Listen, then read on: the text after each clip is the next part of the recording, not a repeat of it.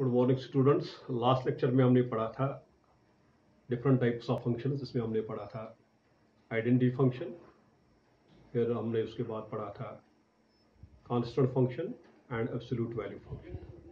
Identity function में हमने देखा था each real number is related to itself only. इसका रेंज डोमेन आता है set of real numbers, codomain set of real numbers and range set of real numbers. Constant function, इसमें हर एक जो रियल नंबर है it is associated with a constant number. एक ही इमेज होती है। अगर सी है then each number is related to C. तो इसका रेंज जो आएगा C, set of real numbers आएगा इसका रेंज ये डोमेन भी, और सेट ऑफ रियल नंबर्स आएगा कोडोमेन, लेकिन रेंज आएगा C. C can be anything, any constant number.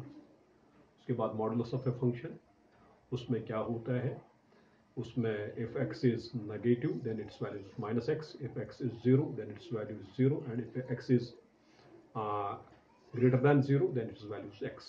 इसमें आपने देखा इसमें इसका डोमेन होता है set of real numbers, codomain set of real numbers, लेकिन जो रेंज होता है that is the set of positive real numbers, that is from 0 to infinity including 0। उसके बाद सिग्नम फंक्शन, उसमें हर एक रियल नंबर जो होता है दैट इज एसोसिएटेड, हर एक negative real number is associated with -1, 0 is associated with 0, and हर एक पॉजिटिव नंबर जो है दैट इज एसोसिएटेड विद 1। यानी each negative real number has the image -1, 0 की इमेज 0 होती है, और हर एक पॉजिटिव रियल नंबर की इमेज 1 होती है। तो उसका ग्राफ भी हमने ड्रा किया था। इसका मतलब है इसका जो डोमेन है सेट ऑफ रियल नंबर्स, को डोमेन जो सेट ऑफ रियल नंबर्स, लेकिन जब इसकी इमेजेस आते हैं 3 ही आती है, -1, 0 एंड 1, दैट्स इट रेंज। तो इसमें जो रह गया था that is the signum function, जो इस वक्त मैं आपको बताता हूँ। What is the signum function? A signum function is also a real valued function f, real valued function from set of real numbers to this set of real numbers।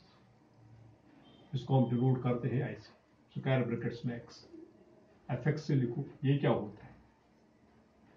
ये होता है क्या है? Is the greatest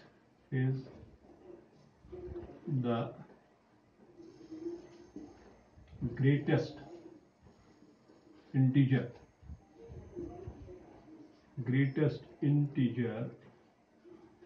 less than और equal x।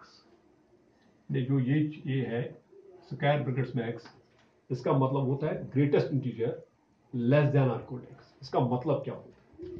इसका मतलब होता है अगर मैं 2.93 लिखूंगा, इसका मतलब है the greatest integer which is less than 2.93, वो इंटीजर जो 2.93 से छोटा है। इससे छोटा इंटीजर कौन है? 2.93 तो इंटीजर है नहीं, इससे छोटा इंटीजर है 2 है, 1 है, 0 है, -1 है, लेकिन ग्रेटेस्ट कौन है? 2, तो इसका वैल्यू आएगा 2। The greatest integer less than this. अगर 2 होगा, वो तो खुद ही इंटीजर है, वो 2 ही आएगा।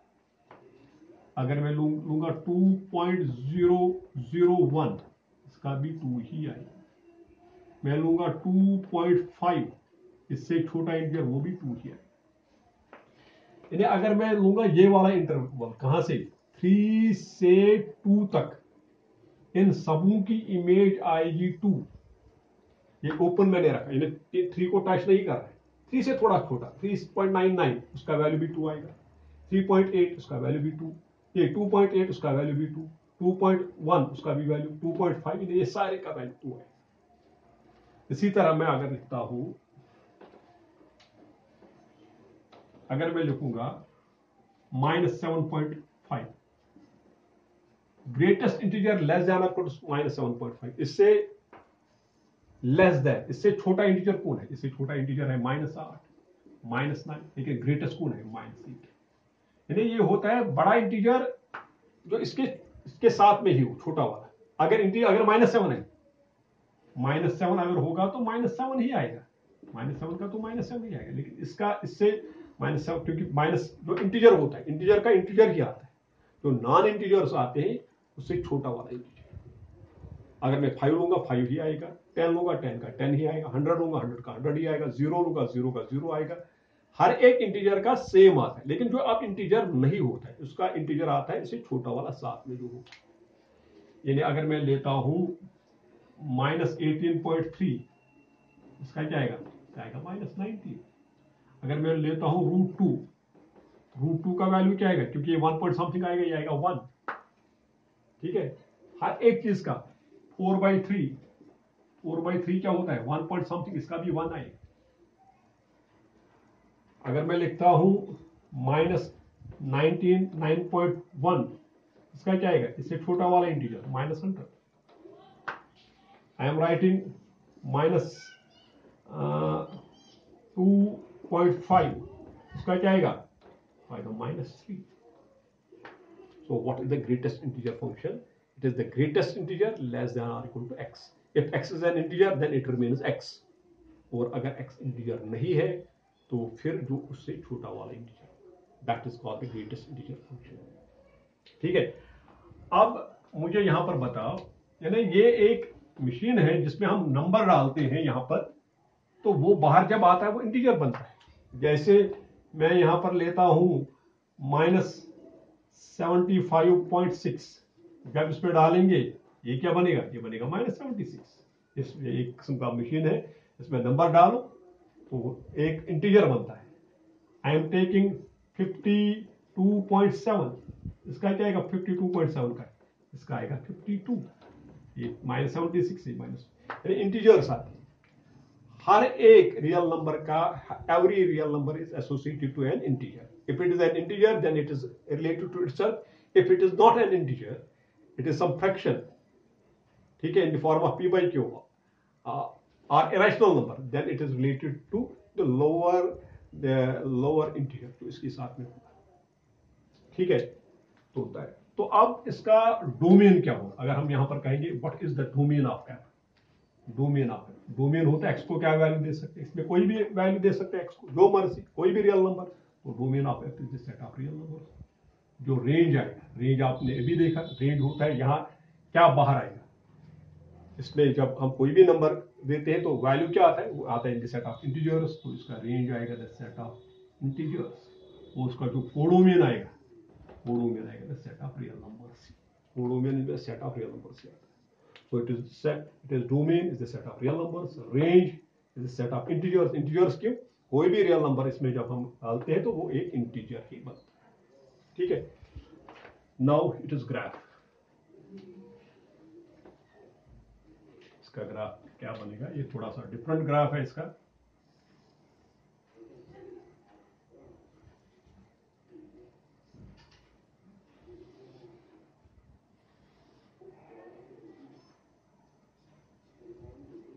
x o x dash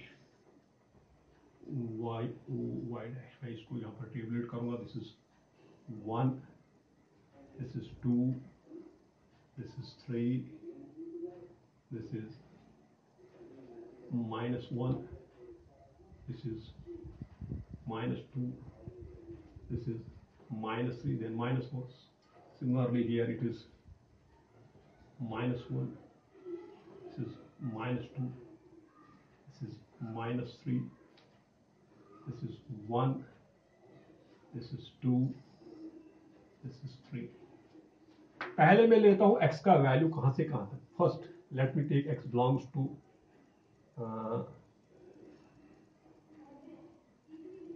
minus, ये आएगा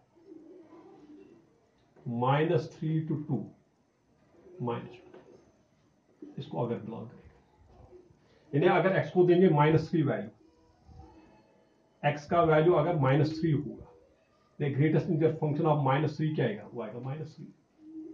अगर 3 से थोड़ा बड़ा देंगे वो आएगा -2.9 देंगे, अब इसका वैल्यू 3 आएगा। ठीक है, अगर -2.5 देंगे तब इसका वैल्यू 3 आएगा। अगर -2.01 देंगे तब इसका वैल्यू 0.1, तब इसका वैल्यू -3 आएगा, -3 आएगा सब। यानी -3 और -2 के बीच में कोई भी वैल्यू हम देंगे उसका वैल्यू -3 आएगा। लेकिन अगर 2 देंगे, 2 को टच करेगा, ये तो इससे बाहर आएगा, इसलिए मैंने ऊपर रखा है, 2 पर इसका वैल्यू 2 आएगा। लेकिन इसमें जो इसका वैल्यू आएगा वो हमेशा -3 आएगा, यानी -3 पर इसका वैल्यू -3 आएगा। ये -2.9 वो आएगा यहाँ पर, फिर भी -3, 2.5 पर फिर भी -3, -2.0 फिर भी माइनस। लेकिन 2 को जब ये है, अगर 2 को टच करेगा इसका वैल्यू -2 पर -2 आएगा, यानी ये इसका एक ग्राफ बनेगा, ये -3 से -2 के बीच में ये वाला ग्राफ है। ठीक है, अब अगर मैं जाऊंगा x belongs to -2 to -1, -2 to -1 open, -1 value नहीं थी, -2 पर इसका वैल्यू क्या आएगा, -2, -2 पॉइंट अगर मैं लूंगा -1.5, -1.5 पर क्या वैल्यू क्या आएगा, -1, -2 पर -1.5 पर भी आएगा -2, -1.01 पर भी क्या आएगा, वो भी आएगा -2, यहां पर भी -2 ही आएगा ये। लेकिन -1 को जब ये -1 को टच करेगा, -1 पर इसका ये जंप करेगा, इसका वैल्यू 1 आएगा, यानी यहां तक इसका जो वैल्यू है, इसमें जो इसके बीच वैल्यू है वो -2, यहां पर भी -2, यहां पर भी -2, यहां पर, लेकिन 1 पर इसका वैल्यू 1 आता है, तो इसका ये बनेगा, ये इसका ग्राफ। ठीक है, इसी तरह अगर x बिलोंग करेगा, if x belongs to -1 to 0 open, -1 to 0 पर इसका वैल्यू क्या आएगा, हमेशा -1, यानी -1 पर इसका वैल्यू -1, -0.5 पर इसका वैल्यू -1, -0.1 पर इसका वैल्यू -1, लेकिन 0 अगर इसको टच करेगा तो इसका वैल्यू 0 बनेगा, तो 0 पर इसका वैल्यू 0 बनेगा, 0 पर इसका वैल्यू 0 बनेगा, तो इसका यहां पर आएगा ये, यानी -1 और 0 के बीच में आएगा ये इसका ग्राफ, क्योंकि -1 और 0 के बीच में हमेशा इसका वैल्यू -1 बनेगा, जैसे यहां पर दिखा है। इसी तरह अगर मैं दिखाऊंगा x बिलोंग्स टू, अब 0 से 1 को टच नहीं कर, यानी 0 पर इसका वैल्यू 0, अगर 0.1 लूंगा, 0.1 पर भी इसका वैल्यू क्या आएगा, 0.1 पर भी इसका वैल्यू 0 ही आएगा, अगर 0.5 लूंगा, 0.5 पर इसका वैल्यू क्या आएगा, 0.5 पर इसका वैल्यू अब भी 0 आएगा, ग्रेटेस्ट इंटीजर लेस देन और इक्वल टू लेस, छोटा वाला इंटीजर ये आएगा, 0.99 लूंगा तब भी इसका वैल्यू क्या आएगा, 0, यानी 0 पर वैल्यू 0, 0.1 पर भी 0, 0.5 पर भी 0, 0.99 पर भी 0। अब इसके बाद आएगा 1 इसको टच नहीं कर रहा है, 1 पर इसका वैल्यू 1 आएगा, इसलिए 1 को टच नहीं करेगा, जब ही 1 को टच करेगा 1 पर इसका वैल्यू 1 आएगा, उसका ग्राफ ये बनेगा, सिर्फ 1 को टच नहीं करेगा, इसलिए मैं यहाँ ये ऐसे, अब 1 से 2 तक इसका वैल्यू क्या आएगा, या when x belongs to 1 to 2, 1 से 2, यानी x 1 पर क्या आएगा, ग्रेटेस्ट इंटीजर फंक्शन ऑफ 1 आएगा, 1 वो ही हो गया, 1.1 पर क्या आएगा, वो भी 1 आएगा, 1.3 पर क्या आएगा, वो भी 1 आएगा, 1.9 पर क्या आएगा, वो भी 1 आएगा, 1.99 पर क्या आएगा, वो भी 1 आएगा, यानी 1 पर 1, 1.1 पर 1, 1.5 पर 1, 1.99 पर 1, लेकिन जब ये 2 को यानी 2 को टच, जब ये 2 को टच करेगा, यानी 2 को टच करेगा तो 2 पर इसका वैल्यू 2 आएगा, तो ये बनेगा इसका, ये हो गया ग्राफ कहां से, 1 से 2 तक, 2 को टच नहीं किया। उसके बाद क्या आएगा, उसके बाद आएगा 2 से 3 तक, इसी तरह 2 पर इसका वैल्यू क्या आएगा, 2.1 पर इसका वैल्यू क्या आएगा, 2, 2.3 पर इसका वैल्यू क्या आएगा, 2, 2.5 पर इसका वैल्यू क्या आएगा, 2, 2.99 पर भी इसका वैल्यू, लेकिन 3 को टच नहीं करेगा, 3 को टच करेगा तो इसका वैल्यू 3 आएगा, तो ये इसका बनेगा, इसमें ये इसका ग्राफ बनेगा पोडिया जैसे।